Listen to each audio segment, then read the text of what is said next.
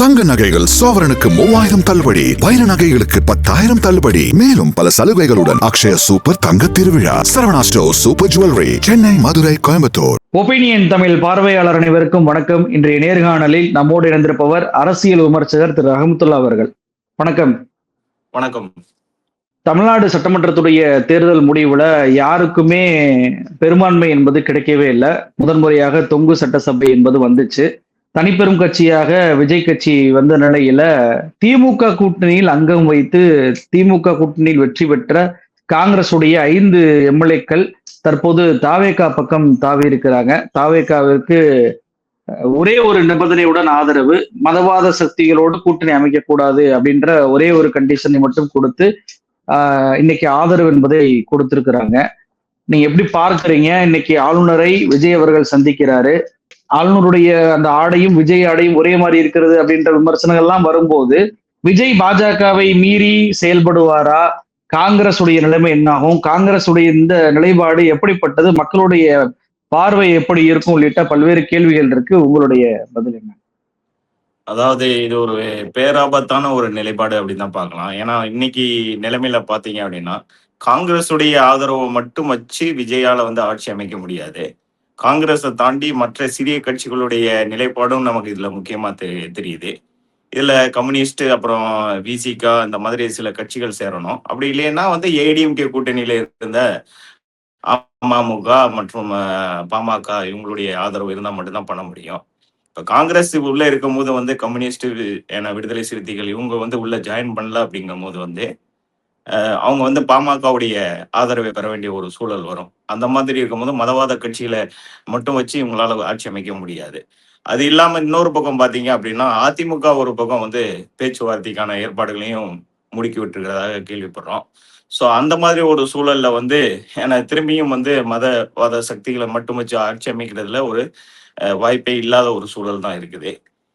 இது போக விஜயிடம் இருப்பது ஒரு கொள்கை ரீதியான ஒரு ஓட் பேங்க் கிடையாது. அவர்களுடைய ரசிகர்கள். அது ஒரு காலகட்டத்துல நீர்த்து போகக்கூடிய ஒரு சக்தி. ஸோ சென்ட்ரல்ல ஆட்சி அமைக்கக்கூடிய காங்கிரஸ் இந்த மாதிரி உடனடி முடிவுகள் எடுப்பது ஒரு வரலாற்று கட்சிக்கு ஒரு பேராபத்தான ஒரு நிலைப்பாடாக தான் பார்க்கப்படுது. அது போக இவர் 2011 அண்ணா ஹசாரே அவருடைய போராட்டத்துல விஜய் போய் நின்று சப்போர்ட் பண்ணாரு. அந்த போராட்டத்தை பொறுத்த வரைக்கும் நீங்க பாத்தீங்க அப்படின்னா ஃபுல்லா காங்கிரஸை வீழ்த்தி பிஜேபி கொண்டு வருவதற்கான ஒரு ஏற்பாடா தான் இருந்தது. அதை தாண்டி வரும்போது 2014 எலெக்ஷனுக்கு முன்னாடி கூட நம்ம மோடியை போய் சந்திச்சிருக்கிறாரு விஜய். ஸோ இந்த மாதிரி பேக்ரவுண்ட் எல்லாமே மோடியோட ஒரு இணக்கமான ஒரு சூழல்ல தான் விஜய் நடந்துகிட்டு வர்றாரு. இப்ப நீங்க சொன்ன மாதிரி அவருடைய ட்ரெஸ் கோடும் ஆளுநருடைய ட்ரெஸ் கோடும் கிட்டத்தட்ட விஜயுடைய ட்ரெஸ் கோடை ஒத்து இருப்பதும் ஒரு பெரும் கேள்விக்குறியா தான் இருக்குது. ராகுல் காந்தியுடைய இந்த முடிவை தமிழ்நாட்டு மக்கள் எப்படி பார்ப்பாங்க? ஏன்னா காங்கிரஸுக்கு மொத்தம் 5 எம்எல்ஏக்கள்ல 3 எம்எல்ஏக்கள் கன்னியாகுமரி மாவட்டம். அந்த கன்னியாகுமரி மாவட்டமே தாவேகாவை புறக்கணிச்சிருக்கிறாங்க. ஒரு எம்எல்ஏ கூட தாவேகா வெற்றி பெறவே இல்லை. மயிலாடுதுறையில ஒரு காங்கிரஸ் எம்எல்ஏ, மயிலாடுதுறை மாவட்டம் முழுவதும் தாவேகா வெற்றி பெறவே இல்லை. இப்படி முற்றிலுமாக தாவேகாவை புறக்கணித்த மாவட்டங்களிலிருந்து வந்த எம்எல்ஏக்களை தமிழ்நாட்டு மக்கள் இருப்பாங்களா? இது கூட்டணி தர்மத்தை தாண்டி மக்கள் முதுகிலே குத்துற மாதிரி இல்லையா இந்த செயல்பாடு? நிச்சயமாங்க. நீங்க குறிப்பிட்ட மாதிரி கன்னியாகுமரி மற்றும் மயிலாடுதுறை மாவட்டங்கள்ல உள்ள மக்கள் முற்றிலுமாக புறக்கணிக்கப்பட்ட தாவேகாவுக்கு ஆதரவு கொடுப்பது தமிழ்நாடு மக்கள் ஒரு காலம் மன்னிக்கவே மாட்டாங்க. ஏற்கனவே காங்கிரஸுக்கும் தமிழ்நாடு மக்களுக்கும் இருக்கக்கூடிய அந்த ஒரு பெரும் இடைவெளி நம்மளுடைய இலங்கை பிரச்சனையிலிருந்து இன்னைக்கு வரைக்கும் இருந்துகிட்டு இருக்கு. அது இன்னும் கொஞ்சம் கூடுதலாகுது. இது ஒரு மிகப்பெரிய கூட்டணி தர்மத்தை மீறிய செயலா தான் எல்லாருமே மக்கள் ரொம்ப பாக்குறாங்க. இது முதலமைச்சர் அடுத்த கட்ட நடவடிக்கை என்ன எடுக்க வேண்டும் அப்படின்னு சொல்லிட்டு சமூக வலைதளத்துல இப்போ ஒரு பார்வை வைக்கப்படுது. என்ன அப்படின்னா, காங்கிரஸ் கட்சி தற்போது மக்களவை தேர்தலையும் நாங்க தாவேகாவோட தான் இருக்க போறோம்னு அறிவிச்சிட்டாங்க. 2029 நாடாளுமன்ற தேர்தலில் தாவேகா பிளஸ் காங்கிரஸ் கூட்டணி அப்படின்றது உறுதியான நிலையில திமுகவுடைய நிலைப்பாடு என்னவாக இருக்கும் அப்படின்றப்போ அவங்க என்ன சொல்றாங்கன்னா, 3வது அணி கொண்டு வருவோம், இந்தியா கூட்டணி, அதாவது காங்கிரஸ் அல்லாத இந்தியா கூட்டணியை முதலமைச்சர் அவர்கள் எடுக்க வேண்டும். ஏன்னா இந்தியா கூட்டணி உருவாக்குனது அவர் தான்.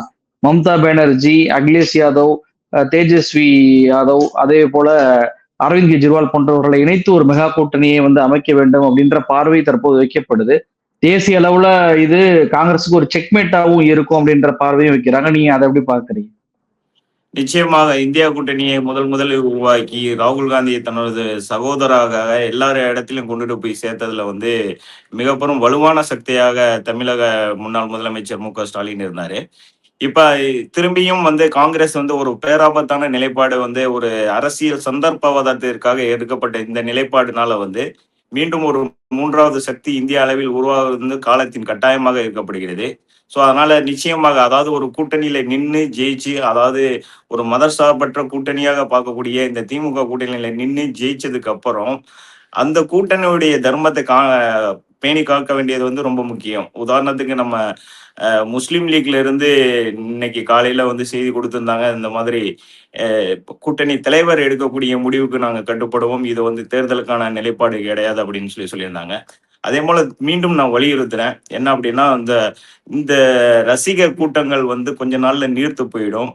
நாடாளுமன்ற தேர்தல் வரும்போது நிச்சயமாக வந்து அந்த ஓட் பேங்குங்கிறது வந்து அவருக்கு இருக்கக்கூடியது வந்து இன்றைக்கு இருக்கக்கூடிய அந்த சோசியல் மீடியா இன்ஃப்ளூயன்ஸ்ல வந்தக்கூடிய ஓட் பேங்குகளை தவிர மற்றபடி அவங்க கொஞ்ச நாள் அவங்க அப்படியே நீர்த்து போயிடுவாங்க. ஸோ எதிர்காலத்தை கணக்கில் கொண்டு காங்கிரஸ் ஒரு நல்ல முடிவை எடுத்திருக்க வேண்டும். அது இல்லாம இந்த மாதிரி ஒரு சந்தர்ப்பவாத முடிவுகள் வந்து நிச்சயமாக அவங்களுடைய எதிர்காலத்துக்கு வழிவகுக்காது. விஜயுடன் காங்கிரஸ் சேரும்போது வைத்த ஒரு நிபந்தனை பாஜக ஆதரவு எடுக்கக்கூடாது அப்படின்றதுதான். அதை விஜய் வந்து செய்வாரா? ஏன்னா தேர்தலுக்கு முந்தி பாஜக தமிழ்நாட்டில் பல்வேறு பிரச்சனைகளை கிளப்பி விட்டாங்க. எதற்குமே விஜய் வாய் திறக்கவே இல்லை. அது திருப்பரங்குன்றம் பிரச்சனையில இருந்து பல்வேறு பிரச்சனைகளை சொல்லலாம். இப்போ விஜய் அவர்கள் பதவியேற்ற பின்பு பாத்தீங்கன்னா பிஎம் ஸ்ரீ திட்டத்தில் கையெழுத்து போட சொல்றாங்க. இப்படி பல்வேறு நெருக்கடிகள் விஜய்க்கு முதல் நாளே வரும்போது அதையெல்லாம் தாக்குப்பிடித்து பாஜகவை அவர் எதிர்ப்பாரான்ற கேள்வி இருக்குல்ல. தேர்தல் பிரச்சாரத்துல பாஜகன்ற வார்த்தையை பயன்படுத்தவர் பாஜகவை எதிர்த்து அரசியல் செய்வார் அப்படின்ற நம்பிக்கையை காங்கிரஸ் கொள்வதை எப்படி புரிஞ்சுக்கிறது? சார், விஜய் வந்து ஒரு பாஜகவுடைய ப்ராக்சி அமைப்பு அப்படிங்கிறது தான் எல்லாருடைய கருத்தும் சார். விஜய் வந்து நேரடியாக பாஜகவை ஒரு காலம் எதிர்க்க மாட்டாரு. ஏன்னா விஜயை வச்சு இந்தியாவுக்கு தமிழ்நாட்டுக்குள்ள வந்து ஒரு திராவிட கட்சிகளுடைய ஆட்சிகளுக்கு ஒரு முற்றுப்புள்ளிக்கு கொண்டுட்டு வர்றதுதான் பாஜகவுடைய எண்ணமாக இருந்தது. ஸோ விஜய் வந்து எந்த காலத்திலையும் பாஜகவை எதிர்த்து செயல்பட முடியாது. அவங்களுடைய பிஜேபியோடைய நீண்ட கால திட்டம் என்ன அப்படின்னா, திராவிட கட்சிகளுக்குள்ள இருக்கக்கூடிய அந்த இரும்பு கதவை வந்து உடைக்கணும். அதற்கான ஒரு துரும்பாக எடுத்துக்கொண்டதுதான் விஜய். விஜய் வந்து ரொம்ப காலத்துக்கு அவரால் நீடிக்க முடியாது. அவரையும் சீக்கிரமா சோழியை முடிச்சு அனுப்பிச்சிடுவாங்க. ஸோ அதுக்கு வந்து கொஞ்சம் டைம் எடுக்கும். பட் விஜயால வந்து பாஜக மீது எந்த வித விஷயத்திலையும் அவரால் எந்த முடிவும் எடுக்கவே முடியாது சார். இல்ல, காங்கிரஸோட சேர்ந்ததுனால விஜய்க்கு பாஜகவும் அழுத்தம் கொடுக்கும்ல. அந்த அழுத்தத்தையும் விஜய் தாங்கி விடுவாரா அப்படின்ற கேள்வி இருக்குல்ல. இடி ரெய்ட்ல இருந்து பல்வேறு ரெய்டுகள் அவங்களுடைய எம்எல்ஏக்களுக்கு வந்தா அந்த ஃபர்ஸ்ட் டைம் எம்எல்ஏக்களா மாறினவர்களால தாக்கு பிடிக்க முடியுமா அதை? இல்ல அதுதான். அதாவது விஜய் வந்து காங்கிரஸோட சேர்ந்தா மட்டும்தான் பிஜேபியுடைய திட்டங்களை எல்லாம் நிறைவேற்ற முடியும். விஜய் இன்னைக்கு வந்து பாமகவோடையோ அதிமுகவோடையோ சேர்ந்துட்டா வந்து பிஜேபியுடைய திட்டங்களை தமிழ்நாட்டில் வந்து நிறைவேற்ற முடியாது. ஏன்னா இதுக்கு முன்னாடி வந்து பாஜகவுடைய ஒரு ப்ராக்சி அமைப்பாக ஏடிஎம்கே செயல்பட்டது. அவங்களால இருந்தும் முன்னாடி வர முடியல. காரணம் என்ன அப்படின்னா, அது திராவிட கட்சியாக இருக்கிறதுனால. ஸோ விஜய் வந்து காங்கிரஸோட சேரணும், காங்கிரஸோட கூட்டணி வச்சுதான் வந்து ஆட்சி அமைக்கணும் அப்படிங்கிறதெல்லாம் பாஜகவுடைய கணக்கு தான். ஸோ அந்த கணக்கின்படி போவாங்க. பட் ஆனால் வந்து எந்த கொள்கை முடிவு எடுக்கிறதுலையும் பாஜகவுக்கு வந்து இன்டைரக்ட் சப்போர்ட் கொடுத்து அந்த பாஜகவுடைய எல்லா கொள்கை முடிவுகளும் அவங்களுக்கு ஆதரவாக அனுப்பாங்க. அந்த சூழல் வந்து காங்கிரஸுக்கு பெரும் ஆபத்தாக இருக்கும். ஸோ காங்கிரஸ் நிச்சயமாக வந்து எதிர்காலத்தில் இவங்க எடுத்த முடிவு குறித்து ரொம்ப ஒரு வேதனையான ஒரு விஷயமா தான் கருதுவாங்க. இப்போ இந்த கூட்டணி குறித்து ஜோதிமணி அவர்கள் சொல்லும் போது என்ன சொல்றாங்கன்னா, 2014 திமுக எங்களை விட்டுட்டு போலையா, நாங்க என்ன திமுகவை கடுமையா விமர்சனம் பண்ணோம், அது மாதிரி நாங்க இப்ப தேர்தல் முடிஞ்சோடனே நாங்க போயிட்டு தாவேக்காவோட கூட்டணி அமைக்கிறோம், நீங்க ஏன் எங்களை போட்டு இவ்வளவு தூரத்திற்கு விமர்சனம் பண்றீங்க, ரெண்டு பேருமே கேஷுவலாக மரியாதையாகவே பிரிஞ்சிடலாம்ல அப்படின்ற வார்த்தையை அவர் பயன்படுத்தி இருக்கிறாரு. அதாவது திமுகவுக்கும் காங்கிரஸுக்கும் இடையே உள்ள கூட்டணி அப்படிங்கிறது கிட்டத்தட்ட ஒரு 20 ஆண்டுகளுக்கு மேலையான ஒரு கூட்டணி. நடுவில் அந்த 2014 வந்து தேர்தலுக்கு முன்னாடியே வந்து அவங்க என்ன பண்றாங்க, விலகி விலகி போறாங்க. ஆனா நீங்க வந்து திமுகவுடைய ஓட்டையும் வாங்கி ஜெயிச்சிருக்கீங்க. நீங்க வந்து டைரக்டா வந்து காங்கிரஸ் உடைய ஓட்டை மட்டும் நீங்க வாங்கல. டிஎம்கே உடைய ஓட்டையும் வாங்கி ஜெயிச்சுட்டு, நான் டிஎம்கே ஆதரவு நிலைப்பாட்டுல இருக்கேன்னு சொல்லி மக்கள்கிட்ட சொல்லிட்டு, நீங்க இன்னைக்கு விலகி போகும்போது தான் வந்து இங்க விமர்சனமே வரக்கூடியதா இருக்குது. நீங்க வந்து தேர்தலுக்கு முன்னாடியே வெளியே போய் நீங்க தனியா நின்று ஜெயிச்சிருந்தீங்க அப்படின்னு சொல்லி சொன்னா இந்த மாதிரியான ஒரு கேள்விகள்லாம் வராது, எழுப்பப்படாது. நீங்க டிஎம்கே உடைய ஓட்டையும் வாங்கி ஜெயிச்சதுனாலதான் இன்றைக்கு வந்து மக்கள் மத்தியில ஒரு கொந்தளிப்பு ஏற்படுது. அதனாலதான் மக்கள் வந்து இது எல்லாத்தையும் தடித்த வார்த்தைகளை பயன்படுத்துறாங்க. ஜோதிமணி ஈஸியா சொல்லிடுவாங்க, தடித்த வார்த்தைகளை பயன்படுத்துறாங்க. ஏன்னா மக்களுக்கு இது ஒரு பெயின்ஃபுல்லான ஒரு மூமெண்ட். ஏன்னா இன்னைக்கு வந்து விஜயை எதிர்த்த, விஜயை வேணாம்னு சொன்ன அந்த 2 மாவட்டத்திலிருந்து நீங்க வந்து ஜெயிச்சுட்டு நீங்க அவங்கள வந்து ஏமாற்றுறது வந்து ஒரு பெயின்ஃபுல்லான மூமெண்ட். அதனால கட்டாயம் மக்கள் வந்து தடித்த வார்த்தைகள் பயன்படுத்தி தான் ஆவாங்க. அவங்கள்ட்ட எந்த பேஸுமே இல்லை அவங்க தடித்த வார்த்தைகளை பயன்படுத்திருக்கு. ஏன்னா நீங்க தான் துரோகம் இழைத்து விட்டு வெளியே போறீங்க. காமராஜர் ஆட்சியை நம்ம அமைப்போம், தமிழ்நாட்டு அரசியல்லையே தமிழ்நாட்டு சிஎம்கள்லயே சிறந்த சிஎம்மாக விஜய் தான் இருப்பார் அப்படின்னு சொல்லிட்டு தமிழ்நாட்டுடைய காங்கிரஸுடைய மேலிட பொறுப்பாளர் கிறிஸ் ஜோடங்கல் சொல்றாரு. உங்க அறிக்கையிலுமே அதான் சுட்டி காட்டியிருக்கிறாங்க. அதை எப்படி பாக்குறீங்க நீங்க? விஜயுடைய ஆட்சி காமராஜருடைய ஆட்சியா இருக்குமா? நிச்சயமா இருக்காது சார். அவர் விஜய் வந்து வந்து இப்ப எப்படின்னா பிஜேபிக்கு மாற்றாக இருக்கக்கூடிய அனைத்து தலைவர்களை எல்லாத்தையும் தன்னுடைய தலைவர்களாக சொல்றாரு. அவர் வந்து திராவிட இயக்க தலைவர்களையும் தன்னுடைய தலைவராக சொல்றாரு, காங்கிரஸ் உடைய தலைவர்களையும் தன்னுடைய தலைவராக சொல்றாரு, சுதந்திர போராட்ட வீரர்களையும் தன்னுடைய தலைவர்களை சொல்றாரு. எந்தவித பிஜேபி உடைய தலைவர்களை எதையுமே வந்து அவர் காட்டல. ஏன்னா இந்த தமிழ் மக்கள் வந்து நீங்க உங்களுடைய சாயத்தை காட்டிட்டீங்க அப்படின்னு சொல்லி சொன்னா கட்டாயம் உங்களுக்கு ஒரு ஓட்டு கூட விழுகாது அப்படிங்கிறது மக்கள் வந்து தெளிவா இருக்கிறாங்க. அதனால எல்லா இடத்துலயுமே வந்து நான் வந்து பிஜேபி வந்து கொள்கை எதிரி அப்படிங்கிற மாதிரி வந்து பிரகடனப்படுத்திட்டு வர்றாரு. ஆனா வந்து இவங்க சொல்ற அந்த காமராஜர் ஆட்சி அப்படிங்கறது வந்து ஏன் இது வரைக்கும் காங்கிரஸ் அதுக்கான ஏற்பாடுகளோ அதுக்கான முனைப்புகளோ செய்யவே இல்லை. 2வது காமராஜர் ஆட்சியை வந்து புதிதாக வந்து அவர் யாரு என்ன பண்ண போறான்னு தெரியாத ஒரு ஆள் வந்து நடத்துவார் அப்படின்னு சொல்லி சொல்றது வந்து அவருடைய அரசியலுடைய இது வந்து குறைவு அப்படின்னு தான் என்னால வந்து சொல்ல முடியுது. இப்ப பொதுவாகவே தமிழ்நாடு அப்படின்னாவே ஆளுநர் வந்து தமிழ்நாடு அரசுக்கு இடைஞ்சல் கொடுப்பார். முதலமைச்சருடைய ஆட்சியை அப்படித்தான் ஆளுநர் ரவி அவர்கள் இடைஞ்சல் கொடுத்து கொண்டே இருந்தார். பாஜக அல்லாத ஆளக்கூடிய மாநிலங்கள்ல இப்படிதான் நடந்துகிட்டு இருக்கு. இதுதான் தொடர்கதை. இப்ப விஜய் வந்திருக்கிறார். ஆளுநர் மாளிகையுடைய நிலைப்பாடு எப்படி இருக்கும், எப்படி இருந்துகிட்டு இருக்கு அப்படின்னு சொல்லி பார்க்கும்போது நம்ம முன்கூட்டியே சொன்னது மாதிரி ட்ரெஸ் கோடு விஜய் வருவதற்கு முன்பே அதே போல விஜயுடைய ட்ரெஸ் கோட அவர் போட்டிருப்பது என்பது தற்காலிகமாக பார்க்கும் போதே தெரியல. இன்னொரு விஷயம் பாத்தீங்க அப்படின்னா எடியூரப்பா தன்னுடைய பெரும்பான்மையை நிரூபிக்கிறதுக்கு ஒரு நாள் தான் டைம் கொடுத்தாங்க உச்ச நீதிமன்றம். ஒரே நாள்ல நீங்க வந்து அதை இது பண்ணணும், 14 நாள்லாம் கொடுத்தது உங்களுக்கு தப்பு அப்படின்னு சொல்லி. ஆனா இங்கே ஆளுநர் வந்து விஜய் எவ்வளவு நாள் வேணாலும் எடுத்துக்கிறட்டும், அவங்க செல்ற டயத்தை நான் வந்து ஏத்துக்கிடுவேன் அப்படின்ற மாதிரி சொல்வதும், இப்ப ஆளுநர் செய்தி குறிப்பு வெளியிடும் போது முதலமைச்சர் விஜய் அப்படின்னு சொல்லிட்டு செய்தி குறிப்புல வந்து வெளியிடுவதும் ஆளுநர் வந்து ரொம்ப இணக்கமாக விஜயோட செயல்படுவதை போல காட்டலையா? அப்ப இதை எப்படி புரிஞ்சு கொள்வது? சார், ஆர்எஸ்எஸும் பிஜேபியும் வந்து ஒரு நீண்ட கால திட்டத்தோடு தான் எங்கேயுமே செயல்படுவாங்க. ஏன்னா தமிழகமும் வந்து ஒரு பெரிய இன்டலெக்சுவல் மாநிலமாக தான் வந்து இந்தியாவில் பார்க்கப்பட்டது.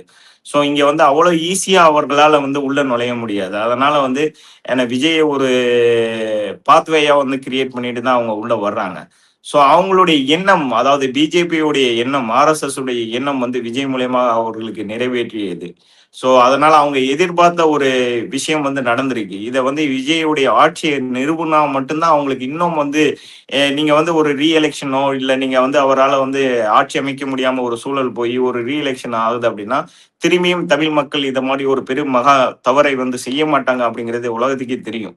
அதனால வந்து அந்த மாதிரி ஒரு சூழல் ஏற்பட்டுறக்கூடாது அப்படிங்கிறதுக்காக வந்து அவரை ஆட்சியில வைக்கணும், அதுவும் மைனாரிட்டி அரசாக அவரை வைக்கணும். வச்சு என்னை பாதிலேயே கூட காங்கிரஸ் கலந்து போகலாம். இந்த மாதிரி மதவாத சக்திகள் உள்ள வந்தா பாதிலேயே காங்கிரஸ் கலந்து போகலாம். பாதியில காங்கிரஸ் கலந்து போகும்போது நிச்சயமாக பிஜேபி வந்து அதிமுகவையோ இல்ல பாமகவையோ சப்போர்ட் பண்ண சொல்லி இந்த கவர்மெண்ட்டை கண்டினியூ பண்றதுக்கான எல்லா முயற்சியும் எடுப்பாங்க. ஸோ அது வரைக்குமே வந்து இவங்க வந்து இப்போ வந்து இனிஷியலா கவர்மெண்ட்டை ஸ்டார்ட் பண்ணணும், அதுக்கான சப்போர்ட் வந்து காங்கிரஸ் மூலியமா அவங்க எடுத்துட்டு வராங்கன்னா அதையுமே அவர் வந்து ஃபுல் சப்போர்ட் பண்ணி பேக் எண்டில் சப்போர்ட் பண்ணி புஷ் பண்ணுவாங்க. இன்கேஸ் பாதியிலேயே வந்து இந்த ஆட்சி வந்து கவிழக்கூடிய ஒரு சூழல் வந்தாலும் அதிமுகவுடைய சப்போர்ட்டை கொடுத்து அவங்க வந்து பெரும்பான்மையை நிரூபிப்பாங்க. ஏன்னா திரும்பியும் முத்துவேல் கருணாநிதி ஸ்டாலின் ஆட்சிக்கு வந்தா அவங்க டவுசர் கலண்டுரும் அப்படிங்கிறதுனால அவரை வரவிடாம செய்யறதுக்கு என்னெல்லாம் செய்யணுமோ அது எல்லாத்தையுமே இந்த மதவாத சக்திகள் வந்து செய்வாங்க. அதாவது ஆளுநர் வந்து அவங்களுடைய கைக்கூலி தான் அப்படிங்கிறது எல்லாருக்குமே தெரியும்.